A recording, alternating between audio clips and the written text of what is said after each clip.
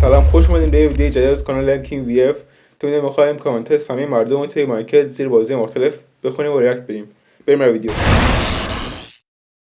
خب کامنت اول زیر بازی کال اف دیوتی محمد گفته که نداشتن حجاب، نداشتن مسجد، نداشتن کلاس قرآن در کل آل حرام است. حرام بازی کال اف دیوتی حرام. مسجد میخواد تا تو کال اف دیوتی هم عبادت کنه، کلاس قرآن هم میخواد، به منطقیه دیگه.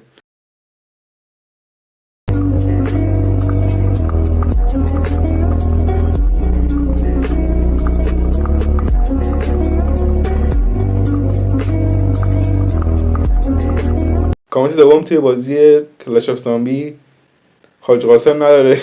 حاج قاسم خامنه‌ای نداره، خامنه‌ای نداره، زن حجاب ندارن، مسجد نداره، نمیتونیم روش راز و نیاز کنیم. روش راز و نیاز نمیتونیم کنیم. دو نفر گفتن الان مسجد و اینا رو حجاب گفتن، خیلی راجع به مسجد و حجاب میگن. از سازنده بازی میخواد که مسجد رو اضافه کنن به بازیاشون، چون خیلی ها میخوانش.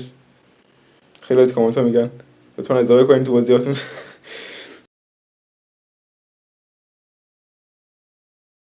خب کامنت بعدی آرتور مورگان نوشته که به دلیل اینکه محمد مهدی محمدی کشانتی نصب کرده این بازی و بازی خوبی نیست. خیلی دلیل منطقی بود برای اینکه بازی خوب نیست، خیلی منطقی عالیه. 31 نفرم باش موافقن. من تو برای بازی پابجی موبایل، من توش نوبم. توش نوب. دو سال چون توش نوبه. اسکین آج آقا محمد رو نداره، توش نمیشه نماز خوند. همه دنبال نماز خوندن. دعا میکنم پلیر نوب چن، نوب پروتر میشن، این خیلی بده. قرمه سبزی توش نداره، گوشتمون میشه. توش گوشتش میشه، قرمه سبزی نداره. لطف کنید اینا رو درست کنید. لطفا درست کنید اینا رو، مشکلاتشو برطرف کنین. گوشتش میشه بعد وقت بیشتر گوشتش میشه تو بازی. خیلی هم عالی.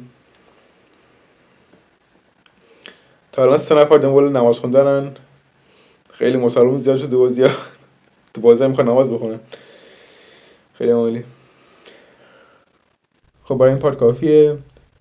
از پارت دوم خوندن کامنت های سمیت مایکل زیر بازی مختلف. اگه خوشتون اومد ویدیو رو لایک کنید و کانال رو دنبال کنید. تا ویدیوهای بعدی خداحافظ.